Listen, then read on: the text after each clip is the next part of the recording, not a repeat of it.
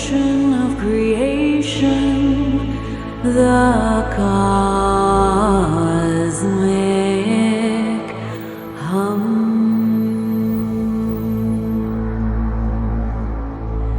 The eternal cyclic rhythm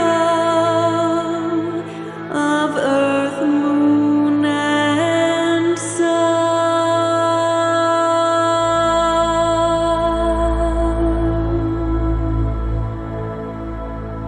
Earth song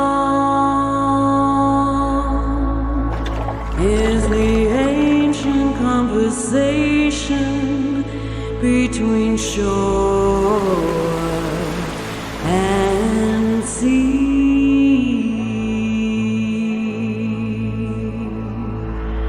The love ballad between flower and bee. Earth song is the melody of mountains that rise and fall. Hello, beautiful souls, and welcome to another interview in Embody The Empress. Today, I am so excited to introduce you to Tania Elena. So, Tania is an artist, visionary, energy healer, and devoted mother who lives on a farm in Twist, Washington. I believe it's Washington. Is that right? Got it right? Yes. In the midst of the snow, thick beds of snow everywhere. I was just saying to Tanya that I love her images online because she's got these beautiful images standing in the snow, and in my mind, it just looks so romantic and so beautiful. But I'm sure the reality is something quite different. Yes, indeed. So, what I want to do is really take this conversation to, I want for myself and for our listeners to come on a little journey with you as we look at your journey from where you were when you launched yourself or you were launched into womanhood and the experiences, what you believed about yourself, your connection to your intuition, your ability to follow that, or your understanding, as opposed to ability, your understanding of following those intuitive gut hits, and where we stay on course with that, and perhaps where you've been pulled offline. So if you think about who you were as in that sort of period from 18 to 21, I feel like we're handed our tool bag of beliefs about ourselves and our potential in the world between 14 and 21. So leaving school and launching yourself into the world of adulthood. Where were you at that point, and what did you imagine you would be doing? What's the path that you started on? Well, I can say that, I mean, I really had so little guidance, I feel like, as a young woman. Um, I didn't really have like deep conversations with my mother or my father. Like, we just were just kind of going through life and going through the motions. And I was just following the path of what everybody else was doing, which at the time was to go to college and, you know, pursue your passion. And for me at the time, it was art. And there was no question about it. So I feel really lucky that I had that. I had a gift and I had a passion. A lot of people don't have that. Some people don't have that. They have no idea what they want to do. They have no particular passion. And so I empathize with those that struggle with that because it can be really hard because there's a lot of pressure to like figure things out. Um, so yeah, so that's where I started, and art really kind of for me, art is all about intuition, and coming from that place of creativity and just allowing what wants to come through you. And so that was always very easy for me. I had a lot of ease with that. Um, but I also feel like what I didn't have was the ability to set boundaries for myself. I, I basically was taught that, everyone was an authority except for me, and that you were to follow the authority and say yes to the authority, and even if it didn't feel right. Mhm. Um, and so I really, I was not taught. In fact, I was taught opposite. Like you were not allowed to say no. Mm. You're not allowed to talk back to your parents. Mm. You had to obey. Mm. Um, yeah, and so I had zero capacity for saying no out of fear of what would happen if I actually, you know, um, caused conflict or rocked the boat a little bit. So I was always one that just kind of went along and hoped that if I shined brightly enough that I would be left alone, right? That nothing bad would happen to me, that if I performed well enough, if I, you know, expressed my talents well enough, that I would be fine and that I would somehow, be successful in life and I would be recognized. But yeah, and so there was a lot of inner conflict around um, feeling one thing, like my body speaking to me, saying, Tanya, this is a red flag, versus the mind, which says, like, has that strong belief of, don't rock the boat, you're not safe, go along for the ride. And so, yeah, yeah, that was really challenging growing up, and it definitely, it really came to a big head eventually, Mhm. which was, resulted in a healing crisis in my early 20s. So I had basically stuffed all my emotions and there was no more place for them to move. So obviously, naturally, the body was gonna have its breakdown. Yeah. What age was that? The healing crisis, I was about 24 when it happened. So it was after college, after I graduated from college and was on my own for a little bit.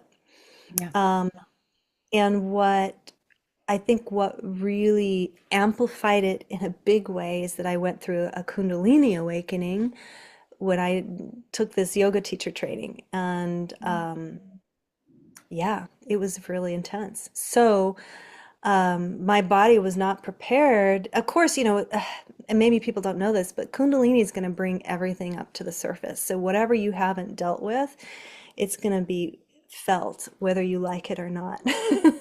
And so you really have no control. But at the time, I didn't realize that that's what had happened. It was only in hindsight that I realized, like, oh, that's what that was. But at the time, I felt like I lost everything. I felt like I lost my mind, I lost my health. It was a scary time, but I did, eventually got through it was just a journey that my soul had to go through, and it was something that could only be determined by the divine. So anything that I threw at it to try to fix it, acupuncture, herbs, alternative methods, mainstream methods, all the things, none of them worked. And it really was about surrendering. So yeah, looking back, it's like it makes sense as to why it happened, is that I really needed to know who actually was. And that is that, oh yeah, we are, and this is true of everyone, is that we are all multidimensional, unlimited beings, and there's more to this world than what actually meets the physical eye. So I was kind of opened up into realizing, like, whoa, there's a lot going on here. There's so many different realms and um, different beings that are not in physical form. And Mm. um, so it was a lot, yeah, it was a lot to navigate. And of course, and I'm always a beginner, so it's continuously unfolding, this becoming, remembering. I love that you said that because it's a theme that I'm really wanting to amplify this year is the willingness to be in beginning energy. I think the older we get, the more reticent we are to feel like we're a beginner at something. There's a feeling of that the discomfort, that the ease with which we begin new things when we're younger and are in that growing stage seems to disappear. The older we get, there's a reluctance to step into something that we don't know how to do. But I think that's where there's so much aliveness comes back when we're willing to do that. I asked what age you were because I'm really interested in the 7 year cycles in life, and that 21 to 29 is really 28 is really interesting. And for in my story, it was around 25. I worked in hospitality in my early years. I call it my coyote ugly days. For anyone knows the movies, I danced on bars and I was nocturnal and I worked in nightclubs. And yeah, that was a chapter that most people don't really know a lot about. But I came home and my mother took one look at me at about 25 and was just quietly horrified, mostly because she was, I think, worried what her friends would think more than anything. I didn't fit the mold of the good girl at that point. And yeah, so she sent me to a naturopath, and it was one of the greatest gifts in my life because that was the awakening of a whole new chapter in my life and then I went off and ended up studying naturopathy and started on the process. It was a long, long process of learning to trust myself, but that was, one of the early steps. So, for the listeners that are listening to this, think about your journey from 21 to 28 and where you were in that cycle. I think in our 20s it's a monumental period of change.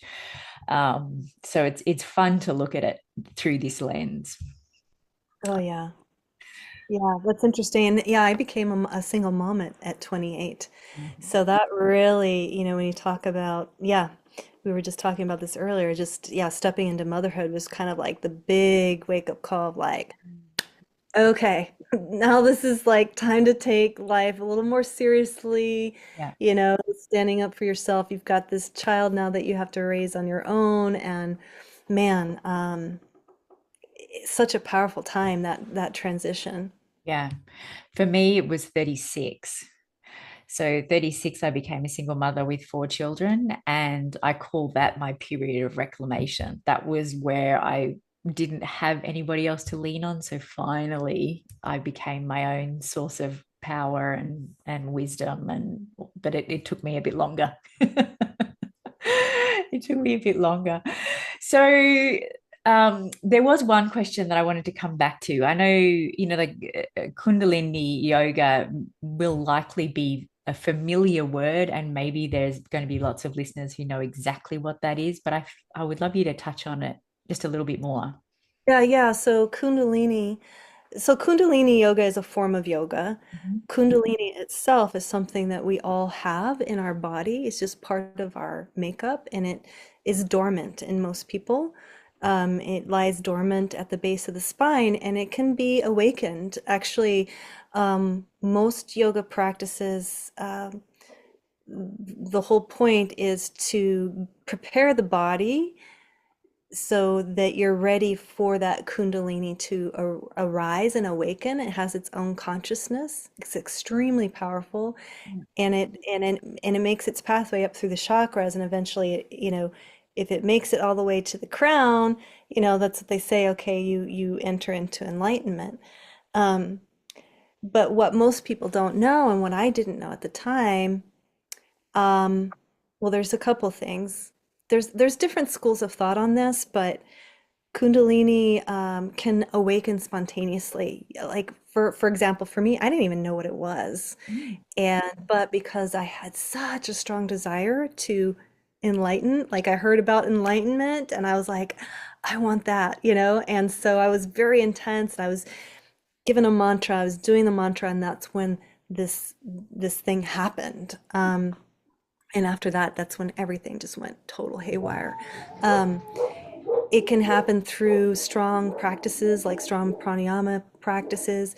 It can happen in the middle of sex. It can happen, and sometimes it can happen out of nowhere, like you're taking a nap. It happened to my friend. She's like, I was laying on the couch and suddenly my Kundalini awakened, and oh my God, everything changed. My hair went from brown to curly and white overnight. And like, and see, like, it's like, and once it's awakened, here's the thing that's difficult. You cannot control it. Like, you have to surrender to the process, because there's a whole rewiring that's happening in your body. And for some people, it's a blissful experience. Like, it's, oh, wow, like I'm high on life and everything's divine and I just feel bliss. Um, and for other people, it's like a plunge into a dark night of the soul. You meet your demons and all that. So I had the latter. I had the latter experience. It was not very blissful. I'm And picturing I'm picturing a whole lot of women sitting firmly on their Kundalini. It's like, you're not coming up here. yeah, yeah. So, so yeah, it's if it happens, it happens. I feel like if it had happened to me, if I was living in India, they would have known what was happening. I would have had resources. There would have been like, okay, well, you need to be oiling your body and you need to be eating root vegetables and you need to rest more and you need to, but I didn't have that. I just thought like, oh, I guess this is just part of the process of awakening. And so I continued doing the intense pranayama and intense yoga and intense meditation. So sometimes it's, if you're going through a Kundalini awakening, the advice would be to not meditate, to not do, not do intense spiritual practices, but really just allow yourself to be, so that it's not quite as harsh, and just to ground and, be on the earth. And so it's a time of and unfortunately, yeah, it's not convenient, right? So if like you go through Kundalini awakening and you still have your 9 to 5 job, well, it's going to be challenging. It really is. I don't know. I don't know if people can do that, but that's what it is. That's what it is in a nutshell. And there's books written about it. But it's definitely something, when people, if you go out there to do yoga with the intention of like, I'm going to awaken my Kundalini, Mm, it's not that's not the proper attitude. yeah. But what I learned from it, so what I learned from it was so it did resolve, and it resolved in a total, I finally surrendered after resisting what was going on for 2 solid years. I finally surrendered, and that's when there was this sort of miraculous healing that took place and this sort of coming home feeling. And it was like night and day. So it's like one moment I went from being deeply anxious and depressed to really like, when you talk about, there was this moment of bliss after getting through the dark night, of just this feeling of like, wow, everything is divine and I'm so in love with God and the universe. And everything was really quite freeing and open and blissful. um, and then I became a mother shortly after that. Right. Yeah. So I know that's a mouthful, but Yeah, I find it so fascinating and so interesting, because I think there's so many of these things. So yoga was introduced to me as a way to get fit. It's a way to, like shape your body. The whole connection to the deeper meaning and purpose behind it and the spiritual connection and all those things came much later. And that's where we've taken things from different cultures. And I think Tantra is another thing that's been very westernized in how we understand it and see it, and like all these different things. And so to hear your story, your experience, and to get a deeper sense of purpose behind the things that we're doing, this is where the richness comes in, the richness of life and the purpose behind the things that we go through. So if we continue your journey, like you became a mother at 28, did you say? Yeah, 28. And so where from there, if we continue on this journey of being, now obviously you've got a very different experience with your with your intuition and self-trust and healing and the processes. So gathering those bits of wisdom before you had children, I imagine stood you in good stead. But yeah, if you can just like continue the journey from there a bit. So, right before I got pregnant, I was in training to become a Waldorf teacher. Ah, And that's kind of where I started yeah, before got into yoga. I was teaching at a Waldorf school, and then I went through my dark night of the soul, Kundalini awakening experience, came out of that, and was like, okay, I want to go back to working with children. And I find it so interesting how the universe guides you. It's almost like there really is a plan because I knew nothing about Waldorf education or Rudolf Steiner or yoga even. Like these things just came into my life. yeah. And of course, when they came in, I was like, oh yeah, this resonates, this resonates. And so Waldorf education, when I started to learn more about it, even though I was kind of thrown into it, um, I was it just made a lot of sense, and it's such a beautiful way of educating children. And I had also taught at the public school level as a substitute teacher, and that's when I really saw like, wow, this is so messed up.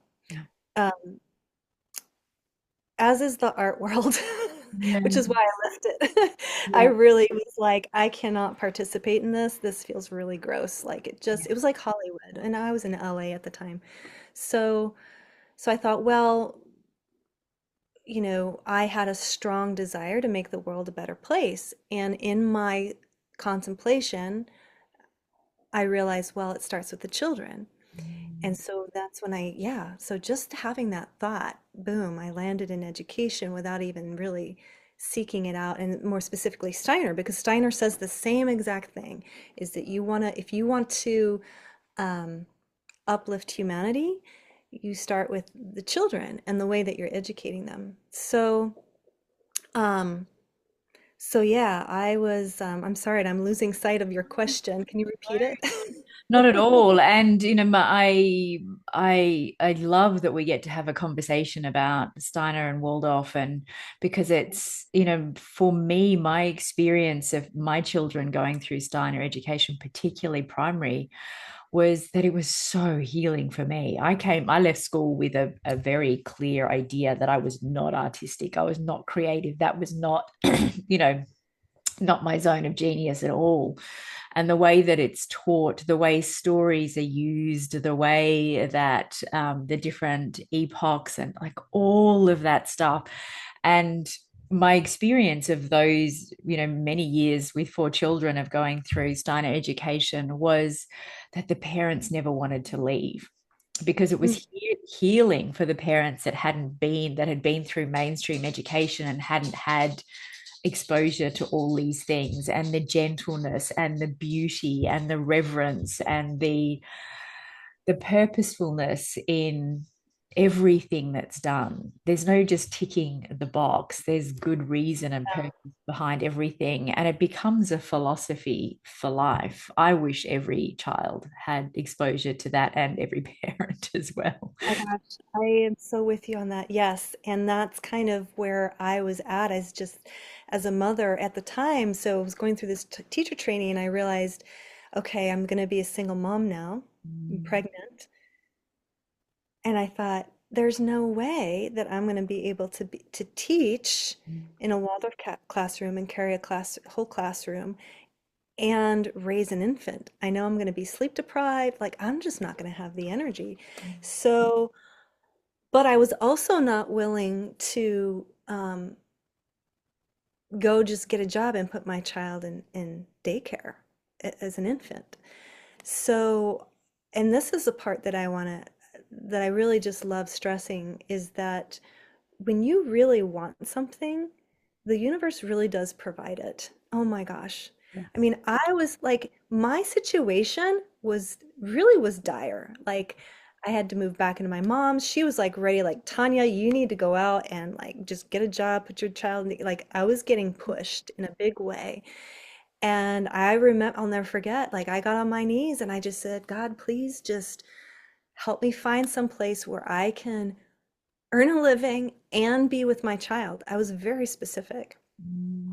And I don't know, one day I decided to go on the internet and look up Waldorf positions or Waldorf jobs. I don't remember exactly, but I there was one advertisement for a woman in Sedona looking for someone to take over her Lifeways daycare. Now, Lifeways is the Waldorf approach to childcare. So it's dealing with the 0 through 5 kids, right? So Cynthia Aldinger created it, and she's amazing. So she was so steeped in Steiner and Waldorf education, and she saw that there was a gap and there was a need for holistic childcare, right? Because what I was seeing for childcare was horrific. It was like, okay, I went to home daycare and it was like, oh, here we are. The woman's putting the children in front of the TV while they're eating their, Cheetos. And I'm like, this is horrible. Versus like the very institutional where it's like there's cameras and there's fluorescent lighting and there's like the environment's very cold and Yeah, empty and yeah, like I can't do it. yeah. And so yeah, so my intention was strong and my knowing was strong. And um, so yeah, I always like I just never could fit in with the mainstream. And of course I drove my mother crazy 'cause she could never understand. She never understood my choices. But I was like, I can't do it. I just know that this is not good for me or my son. And so I just trusted, talking about intuition, I just trusted that this was the path that I was to take. And so my life unfolded. And even though it was challenging, it was hard, it wasn't easy. So yeah, I raised my son along with 10 other children. One of the things that I think was so, as far as this little, this bubble of alternative life that I was part of in a Steiner school, and it gave me a picture of what I wanted the greater world to look like, and my experience of the greater world. And as you were talking, I was remembering when my fourth child, just before my fourth child was born, the mothers in the school, like all coming together and felting a blanket, and this beautiful process of women working together and creating something really beautiful as a gift of generosity and love for a new baby that was coming into the community. It blew my mind. I'd never had an experience like that before. And so all of those little things, and as a single mother with a child in that community, I can see. And of course, Steiner schools are Steiner schools. They're different, and it depends on the level of understanding of teachers. And my experience of a couple of different Steiner schools, they can be quite different. But the way that community comes together in support of families, in support of the children, it's not just these isolated bodies that bump against each other and then go home again.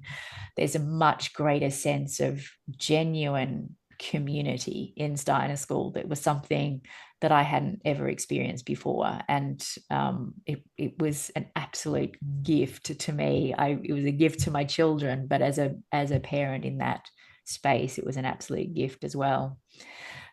So I can imagine being held in that space as you were going through that time in your life was pretty special. Mhm. Yeah. Mm. Yeah, and it just I mean, I love what you said about, community. It's we've we've lost a sense of the sacred, right? And I know that most a lot of mothers and women feel that and know that. Like there's just a knowing in our bones, right? Like when you said, wow, watching these women felting this blanket, it's like there's something that awakens and you're like, Mm. this is how it's meant to be. Like, I live in a small community, beautiful community, and people know each other, we've been through catastrophes of fires and things like this, and the way that our community comes together. And I think it's because it is small. You know, in the bigger cities, I think it's more difficult to find that sense of the sacred and that deep connection, but it can be created with it with strong intent. Yeah. But I think this kind of points the way towards, you know, the new earth concept is that while we have technology and this sort of hardening of the material world, you know, consumerism, um, separation of spirit and matter, um, you know, this sort of, I would just say, this sort of dehumanizing impulse or influence that is in our world can only be combated through this cultivation of warmth from the heart and through real connection, through art, you know, through music, through healing, through connecting with the earth, through growing your own food, through, you know, whatever ways that you can cultivate to stay human, to stay connected to your roots. And because when you look at the bigger picture, this little slice that we're in right now with all the, you know, the unbelievable speed at which technology is advancing, it's only this much, right? It's this tiny little window, just a glimpse when you look at the expanse of what we've been evolving, you know, how we've been evolving as humans. So we have these ancestral roots and generations and eons of being actually connected with the earth. Yeah. So we're not, I don't think we're as yes, we're seeing a lot of, there is a disconnect at the moment.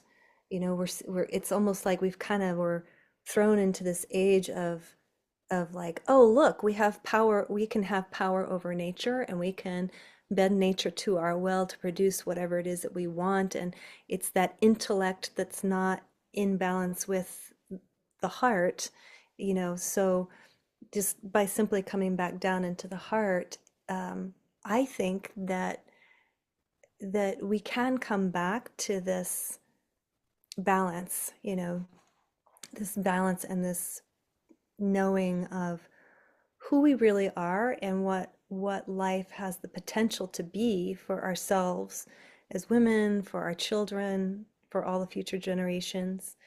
Um, but it kind of really just boils down to free will and choice. Mm. Yeah. Well, it's you know, when you talk about ancestral trauma or ancestral wounding, when I think about the centuries of indoctrination for women to not trust themselves and to not be connected to the natural world as well. When I think about, obviously there's, you know, burning of witches, because called witches because they used herbs or birthed babies without the help of men, or, you know, like these things that are so innate and intuitive for women to do.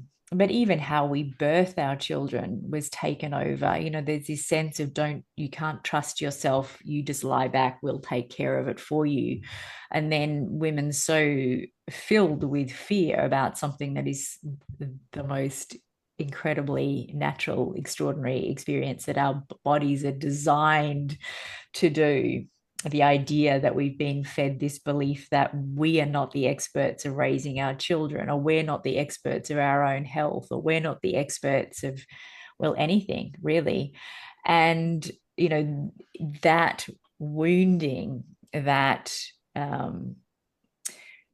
cellular understanding has been passed down from generation to generation to generation. And I don't know how many generations it is now, but it's a lot. And so for us to, you know, I talk about the period, the era of reclamation in my own life, in learning to trust myself. I think so many of us are really just on the cusp of it now. Women in their, you know, mid 40s, 50s, 60s, and even older. It's like this is a new conversation. You talk about new earth consciousness, this not, when it's interesting, my journey with the conversation of feminism, because my understanding of feminism was very started with very conversations that were very anti-male, which felt so jarring and horrible to me as a mother of two children. I was like, that's not for me. And so I was very anti-feminism because I didn't have the understanding of it. But then a different understanding is simply equal power, just different, not better than, not lesser than. We've got to stop this war of domination of, somebody's got to be better than somebody else. What if it's just equal power, just different? And so that's now my kind of take on feminism. Yeah. But I feel that this conversation, and I was saying to you that we've got in the first episode, the first interview in this series is an explanation of the different aspects of the Empress, and there's a beautiful card that has the Empress, and she's very pregnant, but the pregnancy is the earth, our beautiful Mother Earth, that is going through a rebirth.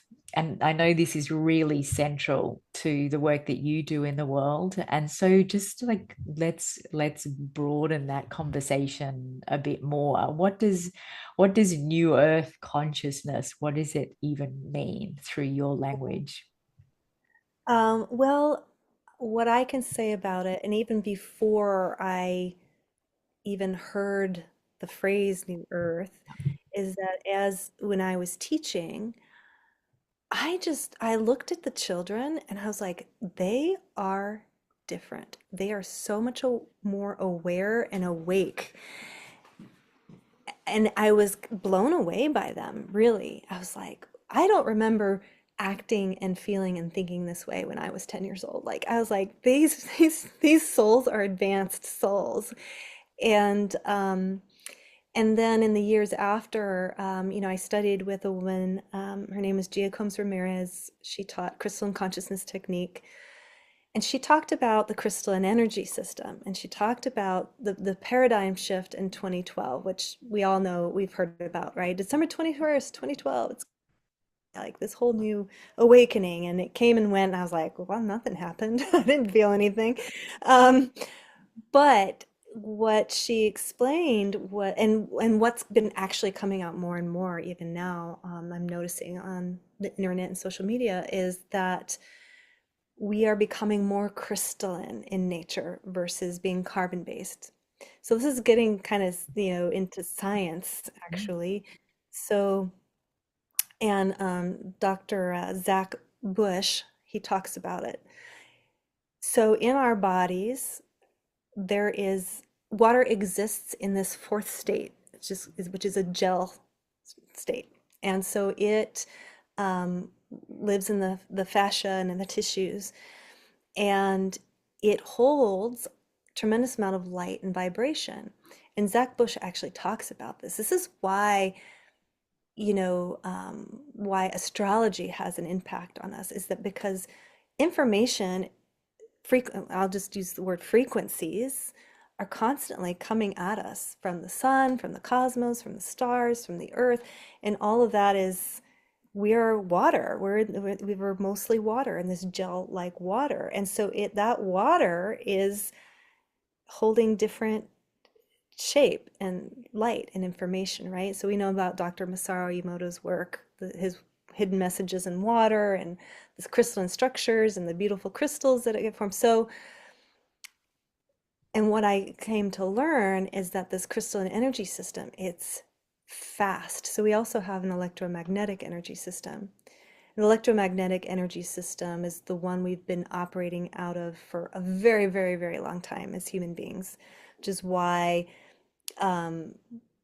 it takes so long to enlighten. That's why you hear stories about the yogi that went to the mountain and he studied he meditated in a cave for 10 years and then he finally got enlightenment, like these extreme sort of practices, because the electromagnetic system is a little bit slower. And we still have an electromagnetic energy system, but this crystalline energy system, it's like when you think of a computer and it has to update, and you get a new operating system. That's kind of how it is. It's like, okay, now we have this new operating system that is interconnective. And to me, that explains why so many people are having these awakenings. I mean, I've met so many people just in the last few years of like, I had this awakening, and I'm just seeing much more and more. It's like where, you know, 25 years ago, where I felt like, you know, I was maybe really outside of the box. Now that place that seemed like outside of the box is actually becoming more the norm. It's like, oh, yeah, people are finally getting it. Okay, like something's happening here. We're all awakening at a collective level. So this new earth consciousness, um, it's just,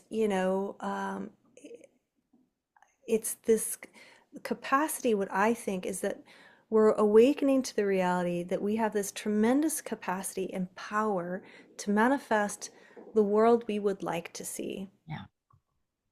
Yeah. And so this old paradigm, which is clinging on for its last breath, and it's showing up in the news, and it wants to hook you into its story, and it wants to hook you into fear, and then it's all crumbling, and it's all going to be terrible. And while all the, yeah, that is true, there is, we see terrible things happening. People are dying and all of this, but um, I just think that each one of us has destiny. And so those of us that are here and we see what's happening, and we just know, like, yeah, that just doesn't resonate for me. Like, I'm just not buying into it. Um, that just through just having that kind of a thought is so powerful. And so I think that's the part that we have to remember, that in spite of everything that we're seeing at the physical level that's showing up, it's what's leaving, it's what's getting lifted up and out. And after talking with so many people that have kind of like seen the future, like psychics or people that have been on medicine journeys and have, gotten visions and these kind of things, um, is that, yeah, the world, I think we are going to be kind of restructuring um, in such a way that, we'll be having these smaller, more intimate communities, where we are co-creating with the earth, and we're consciously using technology in such a way that it's in line with nature's principles. But yeah, it's we're definitely at that choice point of whether, like the Hopi prophecy says, we can either like come Mm. back to what is actual our true destiny, or we can completely disconnect from our divinity and from what the I mean, for lack of a better word, I know God is a triggering word for people because it has this concept of this higher power being in control of everything. It doesn't work like that. It's like there's and Steiner actually talked about this too. It's just that we there's these influences that are happening for us, as human beings. We get to decide. And so um I think that's just really the important part to remember, is to listen to that intuition and that knowing of like, for me it was like, no, I'm not going to put my kid in daycare. No, I'm not going to put him in public school. I'm going to homeschool. Or Yeah. no, I'm not going to live in the city. I'm going to move out to the country, and I'm going to learn how to farm and do all these kind of all these things that feel true.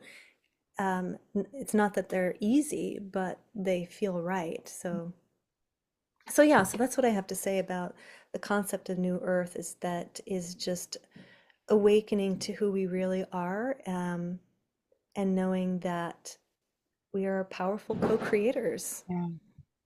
I talk about leadership quite a lot, but it's not the leadership of the dominating leadership. You know, we're in this new paradigm where I feel that women are awakening to the idea that we really hold a lot of power to make change. And it starts at this grassroots level. It starts with saying, you know, no, let's give our kids, you know, slices of orange when they're playing footy instead of lolly snakes. You know, where do we spend our money? How do we, you know, what are the businesses that we support? What are the conversations that we're tuning into? And being, you know, we all heard the be the change you want to see in the world, which feels like this, you know, concept of, yeah, of sort of fluffy words.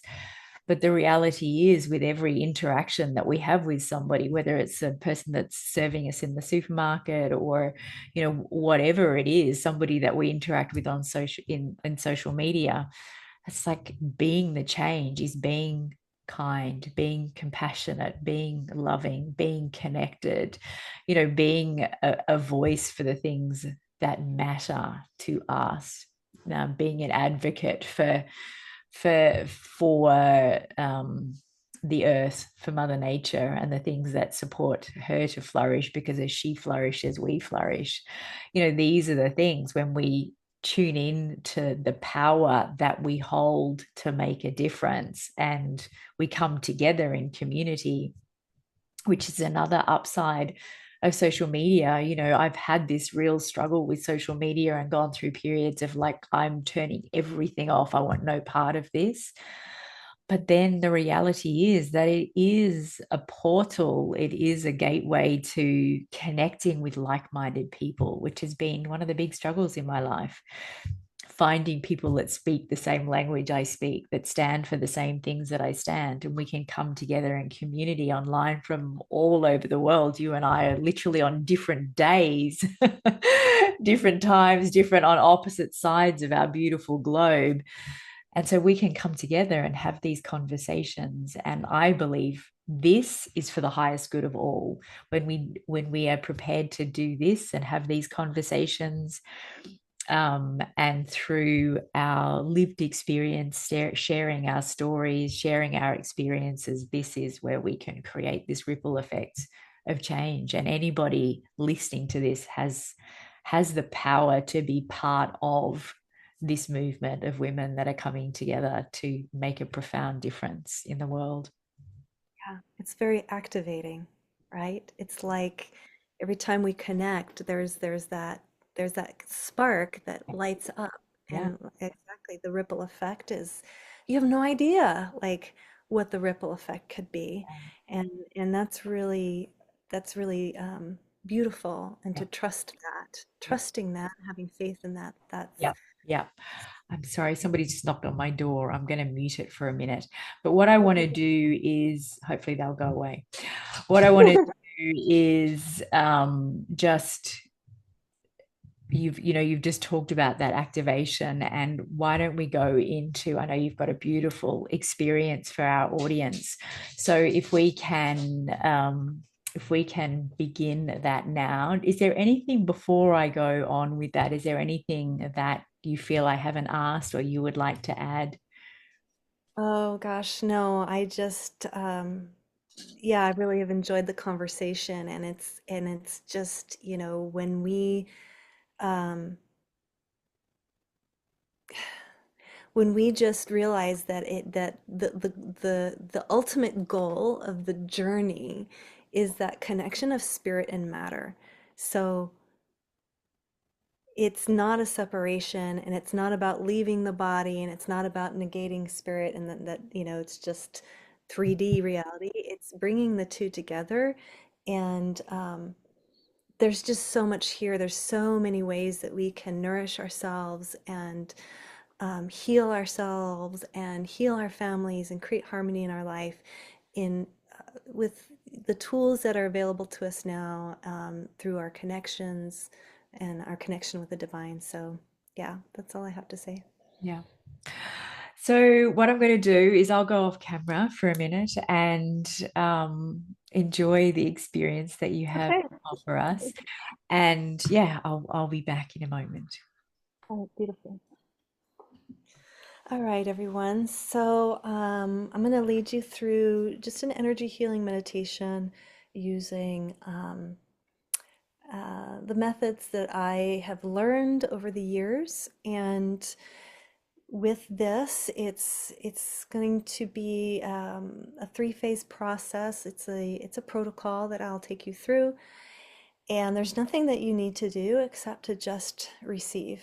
And as I speak out loud, um, your energy body will naturally, it'll just respond. And so you might feel energy in your body, you might feel tingling, you might feel heat.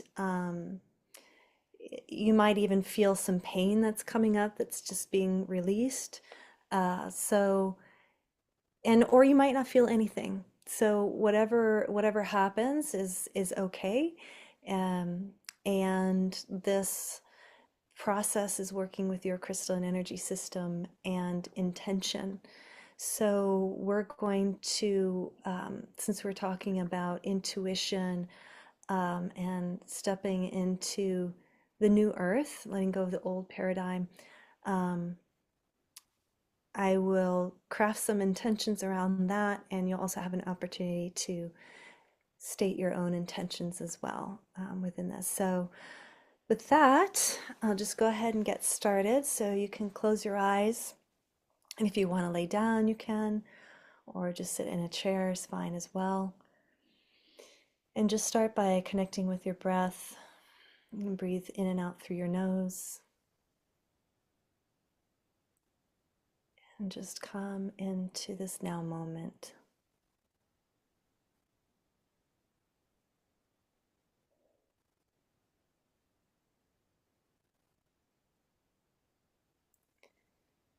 And I invite you to connect with your heart, to see if you can locate your heart through your awareness and with your intention.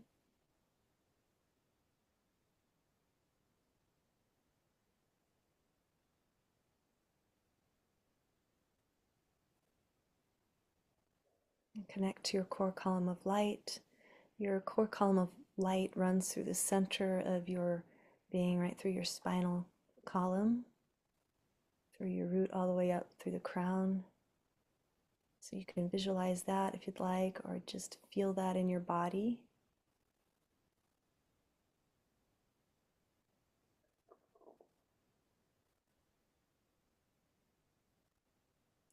And then with your intention, connect with the crystalline grids of the planet. And so that grid lies below your feet.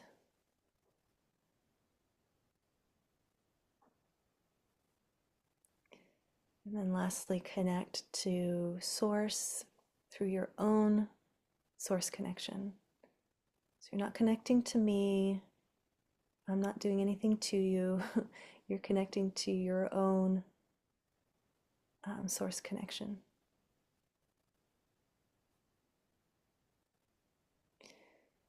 Okay, and so now I just invite you to step into opening.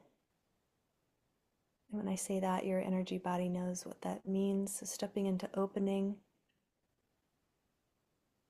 and connecting to higher levels of consciousness, connecting to your multidimensional self, allowing your body to relax even more deeply, expanding into infinite possibilities.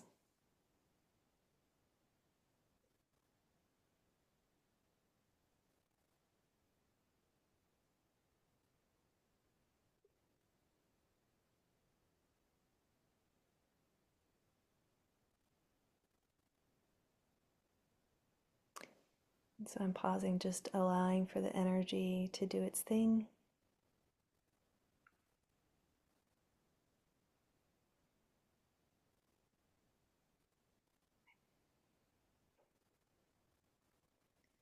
Now I ask to activate the infinity healing chamber from within and without.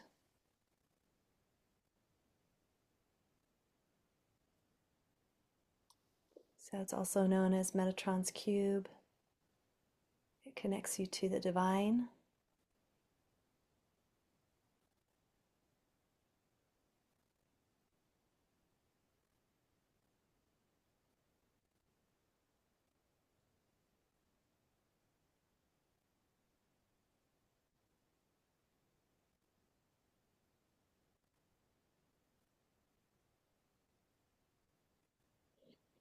And now I ask to anchor in the following intentions as stated.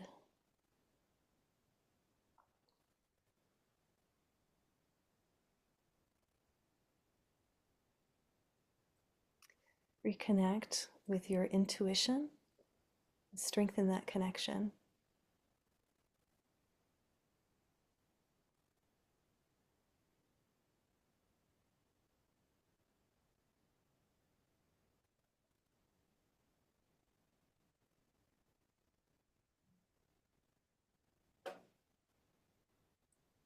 Allowing your intuition to be connected to the divine within, and also to connect with the earth.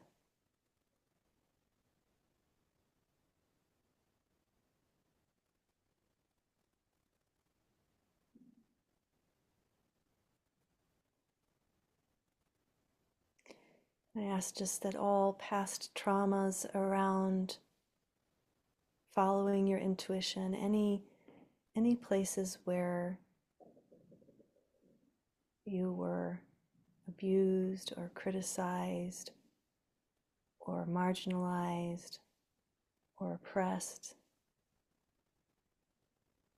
whether it was in this life or past lives or even within your own ancestral lineage, any places where it wasn't safe to follow your intuition, to trust your intuition, to act on your intuition.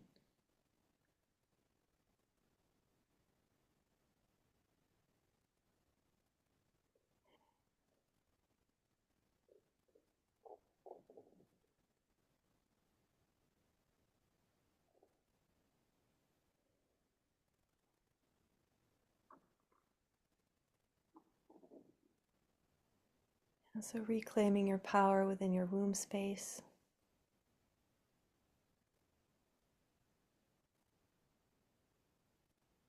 And so reconnecting the womb to your heart and to your psychic center, the third eye.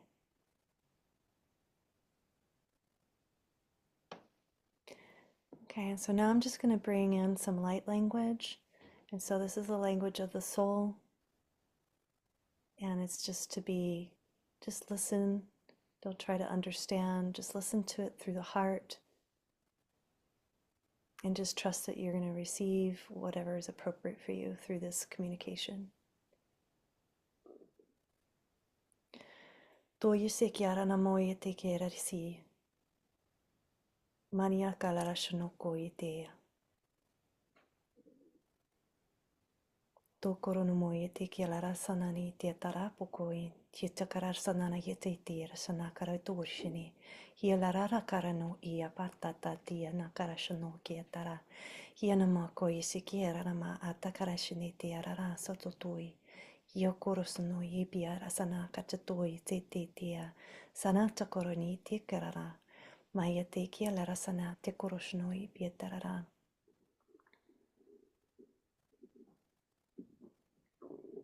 So connecting to those who see you and recognize you at the soul level.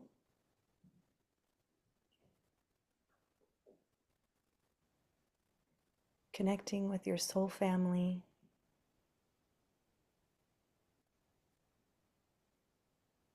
And finding a place of belonging within that.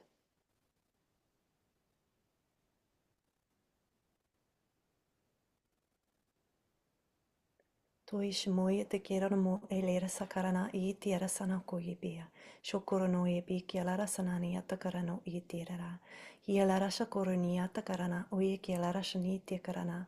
Yamma kalara shano I tirara sana tokorishni. Yekyorno oye lara kana asana tiatarara sakoni atakarana. So upgrading your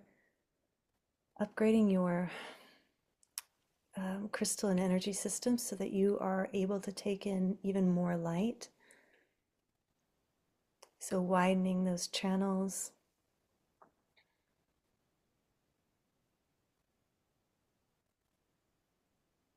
So that you can experience more vitality, more energy, more clarity.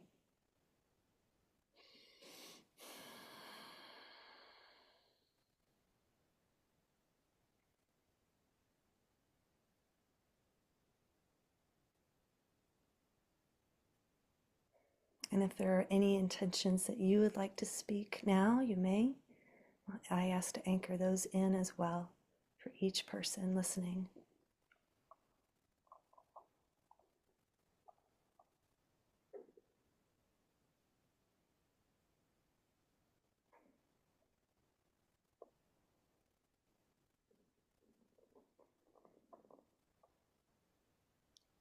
Right, and so now stepping into mastery, I ask that these intentions and these frequencies, these light codes be sealed into your core column of light.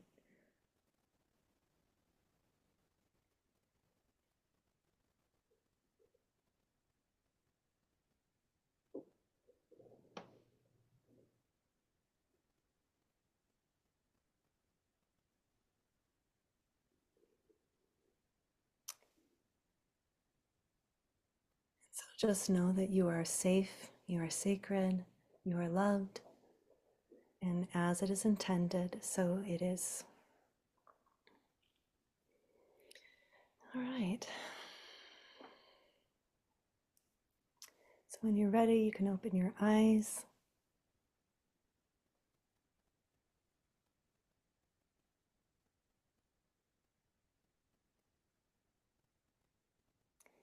And if you have any questions about that, any of that, you can obviously you can reach out to me.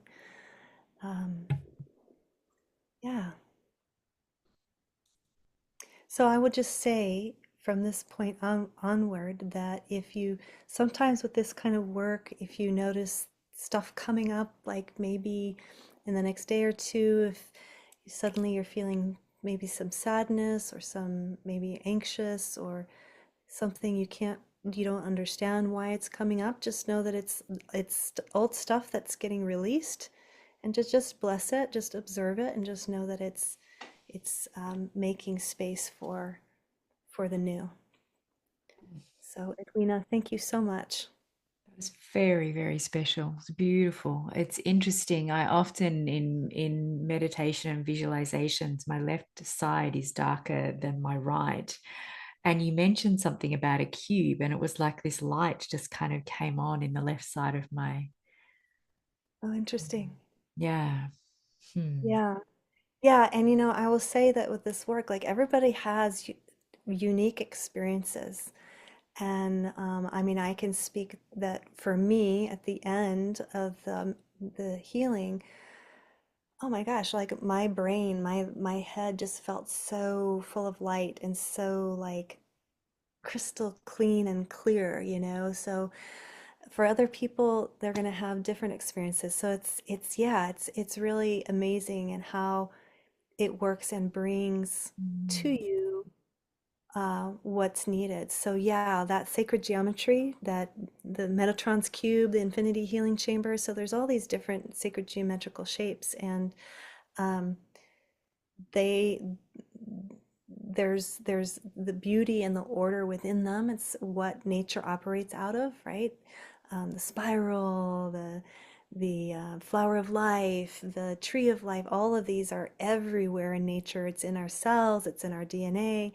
And so when we work with it and we invoke it, Mm. um, that frequency is going to bring coherence to whatever might be um, distorted in your energy body, which happens to all of us. It happens when we have an upsetting argument with someone, our energy field gets disrupted, like and so when I say that, it's not like, it's nothing to be concerned about, but that's what it does, is that it brings that coherence back. So whatever's not in balance, or what if there's something that's missing or something that, yeah, it's like striking a note, a true note to which your body can then like, oh, right, that's the true note. It's not wobbly over here, if Yeah. that makes sense. And also, I feel there will be questions about the light language and a different language being spoken. Can you touch on that? Yeah, so really briefly, so light language it's ancient. Um, and for me, it came online spontaneously about 10 years ago. it just started coming out of my mouth when I was lying in bed doing some energy work on myself and kind of in between that sleep and dream state. And it just started coming out of my mouth. And I was like, what was that? And I asked my teacher at the time, I explained to her what had happened. I wasn't sure if I should be concerned. And she said, "Oh, well, that's actually a good thing. That's light language." And so it took me a long time to really be out in the open with it because I'm like, people just think I'm crazy. I'm just babbling gobbledygook. But I was shown before that happening, I had this the way light language exists in the other realms is very different. So in the other realms, it is actually light and it moves. It's very fast and it's supercharged. It's like white light. It's just like I know how to describe it, but it's very fast and it's moving and it's the way it's a form of communication. And so the reason why it comes out the way it sounds here is because that's what we have to work with. Mm. We don't, some people use their hands, some people write it, some people speak it. And so that's how it's experienced in this dimension. But, we're existing in all these different dimensions at once. And so that light language is, um, it's a way of accessing higher levels of consciousness. So when we think about language like English or Spanish, it has its limitations, right? And what's so beautiful about light language is that it's unlimited in all the nuances and the different ways and all the things that it can communicate. And so for some people, like as I was speaking the light language, I was getting a very clear message that's why I said in the meditation about finding your soul family and recognizing the light in those that see you. That's what was coming through to be communicated was like, that's, that was the information that was coming through. So when we talk about intuition and when you feel a connection with somebody, you're just like, this doesn't make sense. I don't know you, but I feel like I know you. Like to trust that was the communication. And sometimes also when I'm giving the light language, sometimes I see things or I see shapes.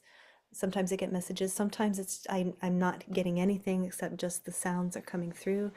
Um, so yeah, and everybody has that ability. Everybody has the ability to use light language. It's very, very much a part of being human. But it's been suppressed.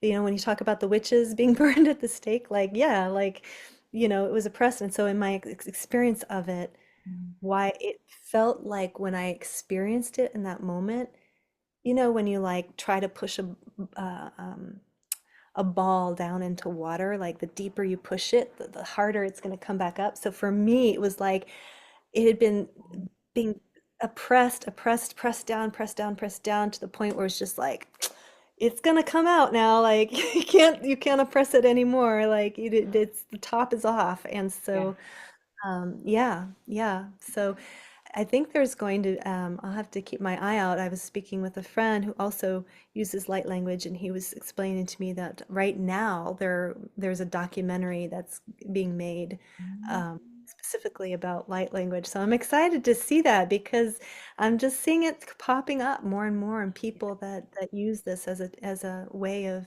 healing and communicating and yeah, all that stuff. So I No. hope that answers your I question. feel the question in my mind, because I feel quite like my mind, it feels so clear. It was a very beautiful experience. So the question I have, and if I've got it, somebody else will, how often can you do that meditation? Is it something that you would do every day? Is it something you do once a week, just intuitively? Have you got? Yeah, that's a good question. So, um, you can do it as many times as you want. Yeah. I don't think there's a right or wrong. Once is even enough if you're just like, I'm usually listening to this once, and that's fine. Mm. Yeah, I would just listen to your intuition. It's interesting right now. I'm doing kind of a 21-day light language challenge, which I've never, well, it's been a long time. And so doing it every day, practicing that. I can feel that it's this really high vibrational energy to hold. So it'll be interesting to maybe report back how I feel after 21 days of doing that. But it's yeah, there's nothing I don't think it's something that can be overdone. Overdone. And also but yet once is enough. So Yeah. it's not like affirmations where it's like, oh, I have to do them every day, 10 times a day or something like that. But obviously it doesn't hurt to listen to it more than once if you feel drawn. Beautiful. Yeah. This has been such a generous and beautiful conversation and experience, Tanya. I'm so grateful for it. I know that you have a lovely gift for our audience. Do you want to just take a minute to let them know what that is? A gift beyond the experience, which is just amazing. Yeah, so I have a gift on my website, newearthconsciousness.com. You can go enter your email and your name, and an activation of your crystal and energy system will be sent to you.